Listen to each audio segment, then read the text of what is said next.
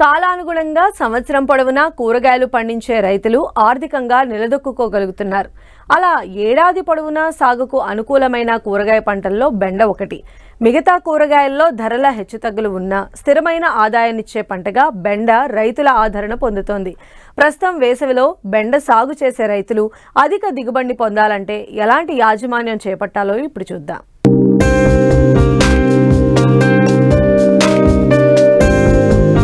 బెండ ఏడాది పొడవునా సాగయ్యే పంట. 4 నెలలు కాలపరిమితి కలిగిన ఈ పంటలో హైబ్రిడ్ రకాలు అందుబాటులోకి వచ్చాక రైతులు ఎకరాకు 50 నుంచి 100 క్వింటాళ్ల దిగుబడి సాధిస్తున్నారు. ఏడాదిలో ఎక్కువ రోజుల పాటు మార్కెట్ ధర నిలకడగా కొనసాగడం వల్ల రైతులు మంచి ఫలితాలు సాధిస్తున్నారు. ప్రస్తుతం రబీ పంటగా విత్తేందుకు రైతులు సిద్ధమవుతున్నారు. అయితే అధిక దిగుబడులు పొందాలంటే ఎలాంటి యాజమాన్య పద్ధతులు చేపట్టాలో తెలియజేస్తున్నారు బెల్లంపల్లి కృషి విజ్ఞాన కేంద్రం శాస్త్రవేత్త శ్రవంతి. బెండ మనకు సాధారణంగా తెలుసు, అది ఒక ఉష్ణమండలపు పంట. మరియు బెండ అనగానే మనకు వేసవి మరియు ఖరీఫ్ సీజన్ రెండిట్లలో బాగా మనము పండించేటువంటి పంట.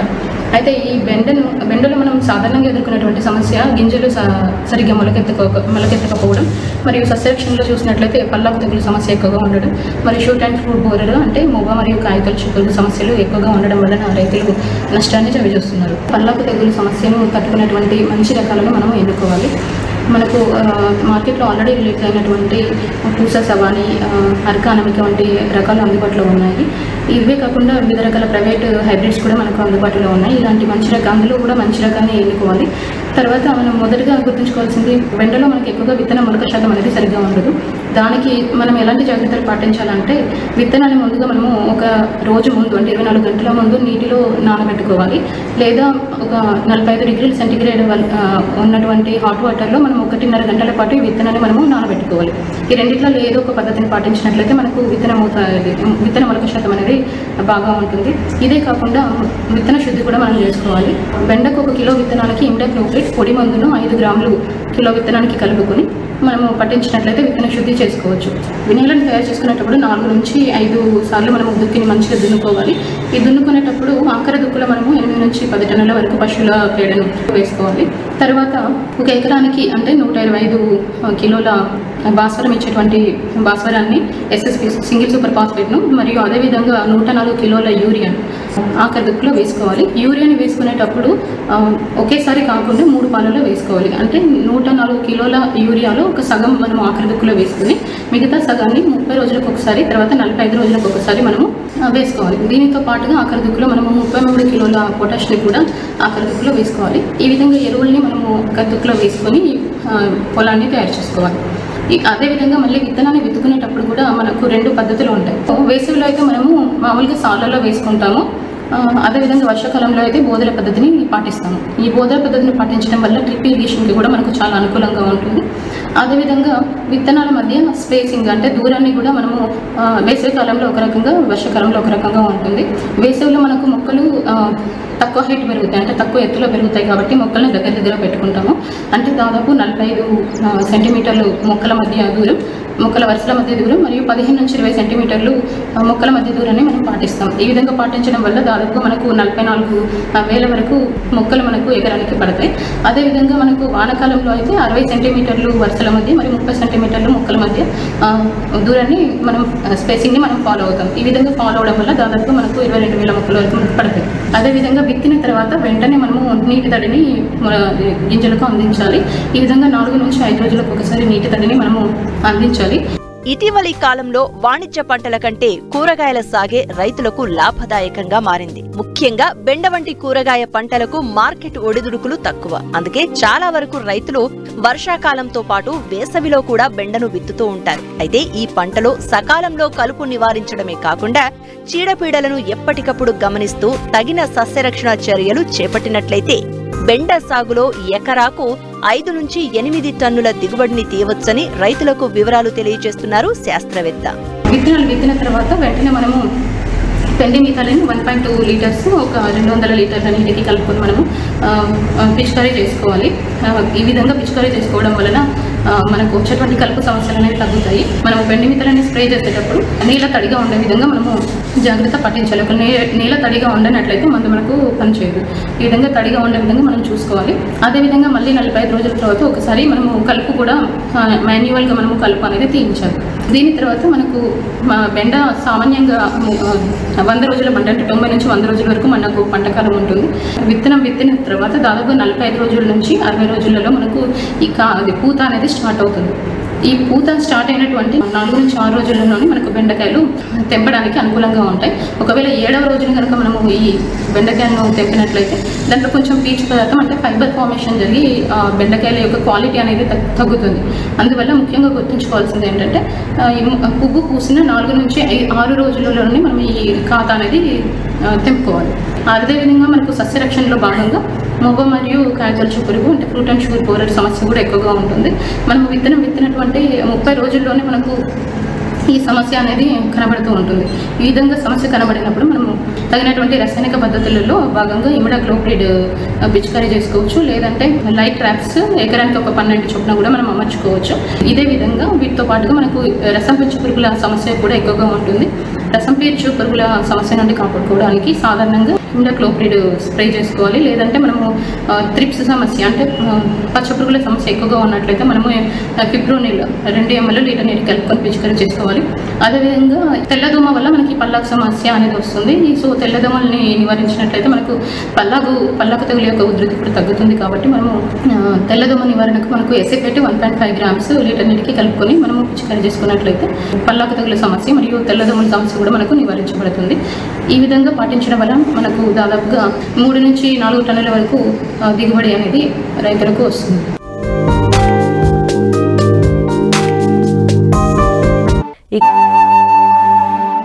తక్కువ పెట్టుబడితో స్వల్ప కాలంలో అందివచ్చే అపరాల సాగు రైతుకు అన్ని విధాలా కలిసొస్తోంది. సాగు ఆరంభం నుంచే ఆయా ప్రాంతాలకు తగిన రకాలను ఎన్నుకొని సమయానుకూలంగా యాజమాన్య పద్ధతులు పాటించినట్లయితే ఎకరాకు 7 నుంచి 8 క్వింటాల వరకు దిగుబడులు పొందవచ్చు. ప్రస్తుతం వేసవి పంటగా అపరాలు సాగు చేసే రైతులు పైరులో చేపట్టాల్సిన యాజమాన్య పద్ధతుల గురించి తెలియజేస్తున్నారు శాస్త్రవేత్త డాక్టర్ శ్రీధర్.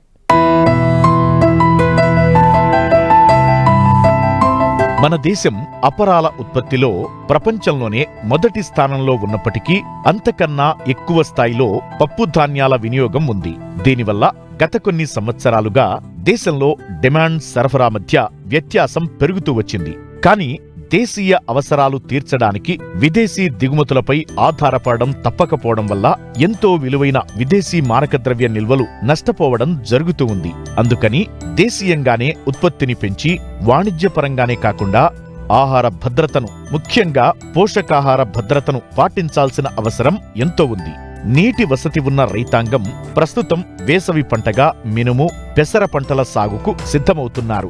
ఆయా ప్రాంతాలకు అనువైన రకాలను ఎంపిక చేసుకుని ఫిబ్రవరి చివరి వరకు ఈ పంటలను విత్తుకోవచ్చు. కొన్ని ప్రాంతాల్లో మార్చి 15 వరకు కూడా విత్తుకోవచ్చు. పెసర, మినుము పైర్లలో మేలైన యాజమాన్య పద్ధతులు పాటిస్తే మంచి దిగుబడులను తీయవచ్చు. రకాలు చూసుకున్నట్లయితే మనకి వేసవికి అనుకూలమైన రకాలు మదిరా వ్యవసాయ పరిశ్రమ నుంచి విడుదలైనటువంటి MGG 295 అనే రకం, MGG 347 అనే రకం, MGG 351 అనే రకం. అదేవిధంగా ప్రాంతీయ వ్యవసాయ పరిశ్రమ స్థానం వరంగల్ నుంచి విడుదలైనటువంటి WGG 37, అదేవిధంగా WGG 42, అదేవిధంగా TM 96-2, అదేవిధంగా IPM 2-14 అనే రకాలు మనకి వేసవికి అనుకూలమైన రకాలు. ఇవన్నీ కూడా మనకి దాదాపుగా 55 నుంచి 70 రోజుల్లో పంట కాలం ఉంటుంది. అదే మన WGG 42 అనే రకం 42 రకం 55 నుంచి 60 రోజుల్లో మనకి పంట చేతికి వస్తుంది. అదేవిధంగా ఇది పల్లాకు తెగులను కూడా సమర్థవంతంగా తట్టుకుంటుంది. మిగతా రకాలు చూస్తే పల్లాకు తెగులు కొంతవరకు తట్టుకొని మనకి ఎకరానికి సరాసరి 5 నుంచి 6 క్వింటాల దిగుబడినిచ్చే అవకాశాలు ఉన్నాయి. అదేవిధంగా మనం మెను రకాలు చూసుకున్నట్లయితే మనకి వేసవికి ముఖ్యంగా అనుకూలమైన రకాలు చూసుకున్నట్లయితే PG 31 అనే రకం, ఇది 70 నుంచి 75 రోజుల పంట కాలం కలిగి ఉంటుంది. అదేవిధంగా పల్లాకు తెగుల్ని సమర్థవంతంగా తట్టుకుంటుంది. ఇంకా మిగతా రకాలు చూసుకున్నట్లయితే మదిరా వ్యవసాయ పరిశ్రమ విడుదలైనటువంటి MBG 207, ఇది 80 రోజుల పంట కాలం ఉంటుంది. అదేవిధంగా మనకి గుంటూరు లామ్ ఫార్మ్ నుంచి విడుదలైనటువంటి LBG 787 రకం, అదేవిధంగా LBG 752 రకం, అదేవిధంగా LBG 20 రకం, ఇవి కూడా మనకి పంటకాలం 80 రోజుల్లో మనకి పూర్తవుతుంది. దిగుబడి కూడా మనకి ఎకరానికి 6 నుంచి 7 క్వింటాల దిగుబడి ఇచ్చే సామర్థ్యం ఉన్న రకాలు. అదేవిధంగా తిరుపతి నుంచి ఇటీవల విడుదలైనటువంటి TBG 104 అనే రకం కూడా మనకి వేసవికి అనుకూలం. ఇది కూడా మనకి 80 రోజుల్లో పంట చేతికి వస్తుంది. దిగుబడి మనకి కూడా 7 నుంచి 8 క్వింటాల దిగుబడిని ఇచ్చే సామర్థ్యం కలిగిన రకం. సో ఇటువంటి రకాలన్నీ కూడా మనం వేసవిలో మనకి సాగు చేసుకోవచ్చు. అపరాల సాగుకు అన్ని రకాల నేలలు అనుకూలంగా ఉంటాయి. కానీ చౌడు నేలలు, మురుగునీరు నిలిచే భూములు పనికిరావు. వేసవి అపరాల్లో ముఖ్యంగా విత్తన మోతాదు, సాళ్ల మధ్య దూరం జాగ్రత్తగా పాటించాలి. అంతేకాకుండా విత్తన శుద్ధి చేయడం వలన విత్తిన 30 రోజుల వరకు పంటను చీడపీడల బారి నుంచి కాపాడిన వాళ్లమవుతాం. ఈ పెసర, మినుము అనేది అన్ని రకాల నేలకు అనుకూలం. ఎర్ర భూములు కానివ్వండి, నల్ల భూములు కానివ్వండి, అన్ని రకాల అనుకూలం. కాకపోతే మురుగునీరు పోయే సౌకర్యం ఉండాలి. అదేవిధంగా మనకి విత్తన మోతాదు వచ్చేసి మనకి ఎకరానికి పెసరైతే 7 నుంచి 8 కిలోల విత్తనం అవసరం పడుతుంది. అదేవిధంగా మినుము అయితే ఎకరానికి 8 నుంచి 9 కిలోల వరకు, అంటే మనం అది సాలల్లో ఎదబెట్టుకున్నట్లయితే ఈ విత్తనం మోతాదు. అదే మనం చల్లుకున్నట్లయితే మనం దాదాపుగా 10 కిలోల విత్తనం సరిపోతుంది పెసరకి. మినుముకైతే 10 నుంచి 12 కిలోల విత్తనం అవసరం అవుతుంది. జనవరి 15 నుంచి కూడా మేము విత్తుకోవచ్చు. జనవరి 10 నుంచి ఫిబ్రవరి చివరి వరకు విత్తుకుంటే మనకి దిగుబడులు వచ్చే అవకాశం ఉంటుంది. కొన్ని ప్రాంతాల్లో మనం మార్చి 15 వరకు కూడా మనం పెసర మనం విత్తుకోవచ్చు. సో మొక్కల సాంద్రత చూసుకున్నట్లయితే మనకి సాలుకు మధ్య 22.5 సెంటీమీటర్లు, అదేవిధంగా మొక్కకు మధ్య 10 సెంటీమీటర్ల దూరంలో వచ్చేటట్లుగా మనం వెతుకోవాలి. అంటే మనకి ఒక చదరపు మీటర్ తీసుకుంటే దాదాపుగా 44 మొక్కలు ఉండేటట్లు చూసుకోవాలి. అపరాల సాగులో అతి ముఖ్యమైనది ఎరువుల యాజమాన్యం. ఎంచుకున్న నేలను ముందుగా 2-3 సార్లు బాగా దున్ని ఆఖరి దుక్కిలో 2 టన్నుల పశువుల ఎరువును వేసుకుని కలియదున్నుకోవాలి. దాంతోపాటు నత్రజని, భాస్వరాన్నిచ్చే ఎరువులను వేసుకోవాలి. ఎరువుల యాజమాన్యం చూసుకున్నట్లయితే మనకి పప్పు జాతికి సంబంధించిన మొక్కలు కాబట్టి వేరు దగ్గర బొడిపలు ఉంటుంది. ఈ బొడిపల ద్వారా గాలిలోని నత్రజని స్థిరీకరించి మనకి నత్రజని వినియోగాన్ని చాలా వరకు తగ్గిస్తుంది. మనకి ఎకరానికి 8 కిలోల నత్రజని ఇచ్చే ఎరువు, అదేవిధంగా 20 కిలోల భాస్వరం ఇచ్చే ఎరువులు సరిపోతుంది. అది కూడా ఆఖరి దుక్కులోనే వేసుకోవాల్సి ఉంటుంది. విత్తన శుద్ధి చూసుకోవాలి. మెయిన్గా మనకి విత్తనం విత్తే ముందు కంపల్సరీగా విత్తన శుద్ధి చేసుకోవాల్సి ఉంటుంది. ఎందుకంటే వేసవి పంట కాబట్టి మనకి రసం పీల్చే పురుగుల బెడద ఎక్కువ ఉంటుంది. తద్వారా మనకి వైరస్ తెగుళ్ళు వచ్చే అవకాశాలు ఎక్కువ ఉంటాయి కాబట్టి విత్తన శుద్ధి చేసుకోవాలి. ఈ విత్తన శుద్ధికి గాను మనం కిలో విత్తనానికి గౌచ్ అంటే ఎమిడా అనే మందు ఉంటుంది. FS 600 అనే మందు కిలో విత్తనానికి 5 మిల్లీలీటర్లు, లేదంటే థయోమిథాక్సమ్ అనే మందు కిలో విత్తనానికి 5 గ్రాములు చొప్పున మనం విత్తే ముందు విత్తన శుద్ధి చేసుకొని తెగులు సంబంధించిన మందుతో కూడా, అంటే మనకి 2.5 గ్రాములు క్యాప్టన్ లేదా థైరమ్ లేదంటే మ్యాంకోజెబ్తో పాటు కీటకనాశనంతో కూడా విత్తన శుద్ధి చేసుకున్నట్లయితే దాదాపుగా 15 నుంచి 20 రోజుల పాటు మనకి రసం పీల్చే పురుగుల నుంచి మనం పంటను కాపాడుకోవచ్చు.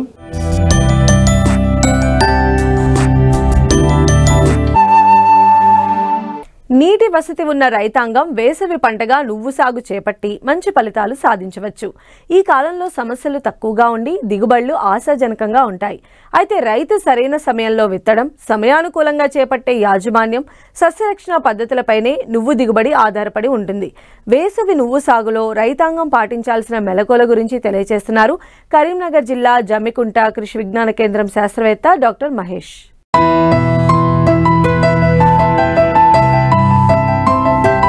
నువ్వు అధిక ఉష్ణోగ్రతల్లో బాగా పెరిగే పంట. నువ్వు గింజల్లో నూనె 50%, ప్రోటీన్లు 20 నుంచి 25% వరకు ఉంటాయి. వేసవి కాలంలో 2-3 తడులు ఇవ్వగలిగిన ప్రాంతాల్లో నువ్వు పంట సాగు చేసి రైతులు మంచి ఫలితాలు సాధిస్తున్నారు. నువ్వుల నూనెకు ఇతర దేశాల్లో మంచి డిమాండ్ ఉండటంతో ఎగుమతుల ద్వారా ఏటా మన దేశం 2000 కోట్ల విదేశీ మారక ద్రవ్యాన్ని ఆర్జిస్తోంది. ఉత్తర తెలంగాణ జిల్లాల్లో జనవరి 2వ పక్షం నుంచి ఫిబ్రవరి 1వ పక్షం వరకు వేసవి నువ్వును విత్తుతారు. పత్తి పంట తీసిన ప్రాంతాల్లో 2వ పంటగా అతి తక్కువ పెట్టుబడి, అతి తక్కువ సమయంలో వచ్చే నువ్వు పంటను సాగు చేసి మంచి దిగుబడులను తీయవచ్చు. అంతేకాదు, వేసవిలో పండిన నువ్వులో విత్తన నాణ్యత అధికంగా ఉంటుంది. నువ్వు పంట సాగుకు తేలిక నేలలు, కండ కలిగిన నేలలు అనుకూలంగా ఉంటాయి. ప్రస్తుతం మార్కెట్లో నువ్వులకు అధిక ధర పలుకుతోంది. అయితే అధిక దిగుబడులను సాధించాలంటే సాగులో మేలైన యాజమాన్య పద్ధతులు పాటించాలని రైతులకు సూచిస్తున్నారు కరీంనగర్ జిల్లా జమ్మికుంట కృషి విజ్ఞాన కేంద్రం శాస్త్రవేత్త డాక్టర్ మహేష్. ప్రస్తుత పరిస్థితుల్లో మనకు పత్తి పంట తీసిన తర్వాత తక్కువ వనరులతో మంచి లాభాలు సాధించాలంటే మనకు నువ్వుల పంట అనేది వేసుకోవడం అనేది చాలా లాభదాయకంగా ఉంటుంది. మనం తెలంగాణ రాష్ట్రంలో ఇప్పుడు నువ్వులు విత్తుకోవడానికి జనవరి 2వ పక్షంలో మరియు ఫిబ్రవరి 1వ పక్షంలో అనువైన కాలం. ఈ కాలంలో విత్తుకునే ముందు మనము నేలల్ని మెత్తగా దున్నుకొని 2-3 సార్లు గుంటుగా వేసినట్టయితే మనకు నేల తయారనేది తయారవుతుంది. అలా నేల తయారు చేసుకున్న తర్వాత మనకు ఎకరాకు 2.5 కిలోల నువ్వులు అనేది అవసరం పడుతుంది. ఆ 2.5 కిలోల నువ్వులకి 3 వంతుల ఇసుకని కలుపుకొని విత్తుకున్నట్టయితే మనకు మొక్కల మధ్య దూరం కానీ సాళ్ళ మధ్య దూరం కానీ గొర్రుతో విత్తుకున్నట్టయితే అనువుగా ఉంటుంది. సాధారణంగా సాళ్ళ మధ్య దూరం 30 సెంటీమీటర్లు, మొక్కల మధ్య దూరం 15 సెంటీమీటర్లు ఉండేటట్టు చూసుకోవాలి.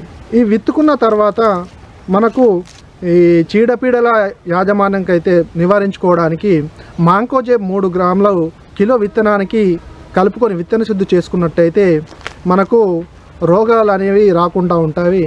అలాగే మొదటి దశలో రసం పీల్చు పురుగుల నుండి కాపాడుకోవడానికి 2 మిల్లీలీటర్ల ఇమ్డాక్లోపిడ్తో మనము విత్తన శుద్ధి చేసుకున్నట్టయితే పంటని ముందుగానే కాపాడుకోవచ్చు.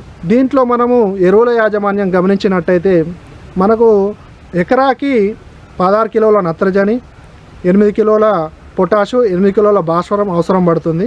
దీనికి అదనంగా 30 రోజుల తర్వాత 8 కిలోల నత్రజనిని అదనంగా వేసుకోవాలి. అదే వేసవిలో అయితే దీనికి అదనంగా ఇంకో 8 కిలోల నత్రజనిని వేసుకున్నట్టయితే మనకు పంట అనేది లాభదాయకంగా ఉంటుంది. నువ్వులలో కలుపు యాజమాన్యం చూసుకున్నట్టయితే పెండు మితాలను 600 ml నుంచి 800 ml 200 లీటర్ల నీటిలో కలుపుకొని మనము పిచికారి చేసినట్టయితే కలుపు అనేది సమర్థవంతంగా నివారించబడుతుంది. అలా కాకుండా 15 రోజుల తర్వాత గుంటుకతో అంతర్కృషి చేసినట్టయితే మనం కలుపుని సమర్థవంతంగా నివారించుకోవచ్చు. మనకు తెలంగాణ రాష్ట్రంలో ఈ ఎగుమతికి అనువైన రకాలైనటువంటి శ్వేతతిల్లు, రాజశ్రీ అనేటివి మనకు అనువైన రకాలు. ఈ రకాలను మనము విత్తుకున్నట్టయితే మనము ఈ వేసవి కాలంలో తక్కువ ఖర్చుతో నువ్వులు పండించి అధిక దిగుబడులు మరియు నికర లాభాలను పొందవచ్చు.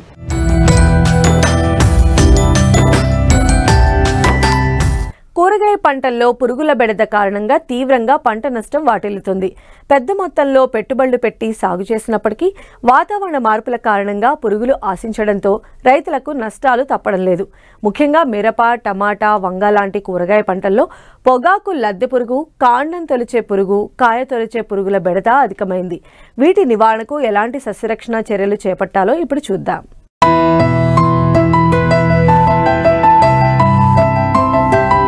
కూరగాయలు మనం తీసుకునే రోజువారీ ఆహారంలో ప్రధాన పాత్ర వహిస్తాయి.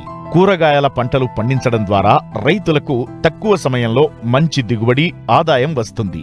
అందుకే చాలా మంది పట్టణాలకు దగ్గరగా ఉండే రైతులు ఎక్కువగా కూరగాయల సాగుకే మొగ్గు చూపుతుంటారు. అయితే ప్రస్తుత వాతావరణ పరిస్థితుల కారణంగా మిరప, టమాటా, వంగ లాంటి పంటల్లో పొగాకు లద్దె పురుగు, కాండం తొలిచే పురుగు, కాయ తొలిచే పురుగులు ఆశించి తీవ్రంగా నష్టం చేకూరుస్తున్నాయి.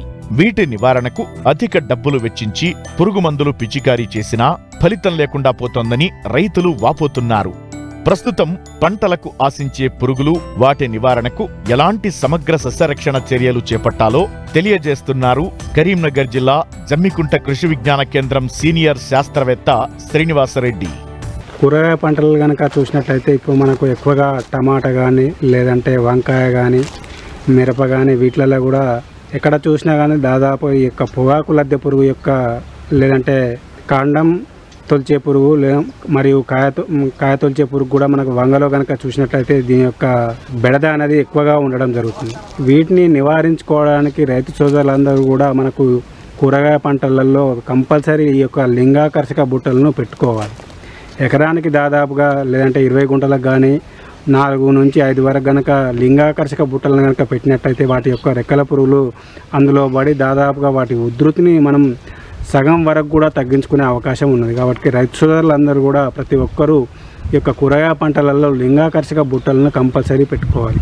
అదేవిధంగా మనం ఏదైనా పురుగు మందులు పిచికారీ చేసేటప్పుడు కూడా సపోజుకు మనకు ఈ యొక్క ఫ్లూబెండమైడ్ కానీ లేదంటే లాంబ్డా సహలోత్రిన్ అనే మందును కానీ పిచికారీ చేసేటప్పుడు కంపల్సరీ వీటితో పాటుగా మనం ఈ యొక్క వేప నూనెను కంపల్సరీ కలిపి పిచికారీ చేసుకోవాలి. ఈ యొక్క వేప నూనె కలిపి పిచికారీ చేయడం వల్ల వాటి యొక్క గుడ్డు దశలను కానీ లేదంటే లార్వా దశలను కానీ మనం సమర్థవంతంగా నివారణ చేసుకోవచ్చు.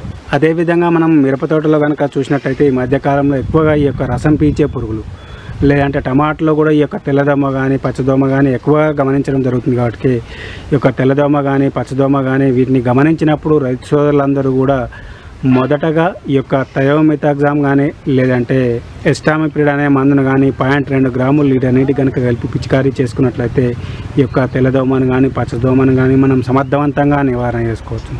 అదేవిధంగా ఫిప్రోనిల్ అనే మందును కూడా మనము 2 ml లీటర్ నీటి కనుక కలిపి పిచికారీ చేసుకున్నట్లయితే ఈ యొక్క తెల్లదోమను కానీ పచ్చదోమను కానీ మనం సమర్థవంతంగా నివారణ చేసుకోవచ్చు. అదేవిధంగా మనకి ఇంకా కనుక చూసినట్లయితే ఈ యొక్క మిరపలో ఈ మధ్య కాలంలో ఈ యొక్క బ్లాక్ థ్రిప్స్ అనేది కూడా ఎక్కువగా మనకు నష్టపరచడం జరుగుతుంది. ఈ యొక్క బ్లాక్ థ్రిప్స్ నివారణకు ఈ మధ్యకాలంలో వచ్చినటువంటి ఈ యొక్క మందులైనటువంటి ఎక్స్పోనస్ అనే మందును కానీ లేదంటే గ్రాసియో అనే మందును కానీ లేదంటే ఎలెక్టో అనే మందును కానీ ఈ యొక్క వీటిని 33 ml నుంచి 34 ml నుంచి మనకు దాదాపుగా ఎకరానికి కనుక పిచికారీ చేసుకున్నట్లయితే ఈ యొక్క నల్ల తామర పురుగును మనం సమర్థవంతంగా నివారణ చేసుకోవచ్చు. అదేవిధంగా గ్రాసియో అనే మందు అయితే మనకు ఫ్లుక్సామెగ్జామైడ్ అనే మందు దాదాపుగా దాంట్లో ఈ యొక్క 40 ml కనుక ఎకరానికి కనుక కలిపి పిచికారీ చేసుకున్నట్లయితే ఈ యొక్క బ్లాక్ థ్రిప్స్ నుంచి మనం సమర్థవంతంగా నివారణ చేసుకోవచ్చు. అదేవిధంగా ఎక్స్పోనస్లో కనుక చూసినట్లయితే దాదాపుగా బ్రోఫ్లానిలైడ్ అనే మందు దాంట్లో ఉండడం జరుగుతుంది. ఈ యొక్క మందును కూడా మనం 34 ml కనుక ఎకరానికి కనుక కలిపి పిచికారీ చేసుకున్నట్లయితే ఈ యొక్క నల్ల తామర పురుగును మనం సమర్థవంతంగా నివారణ చేసుకోవచ్చు.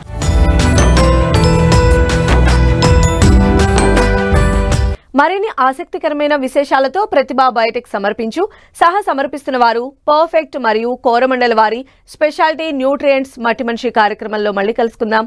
అంతవరకు సెలవు. నమస్కారం.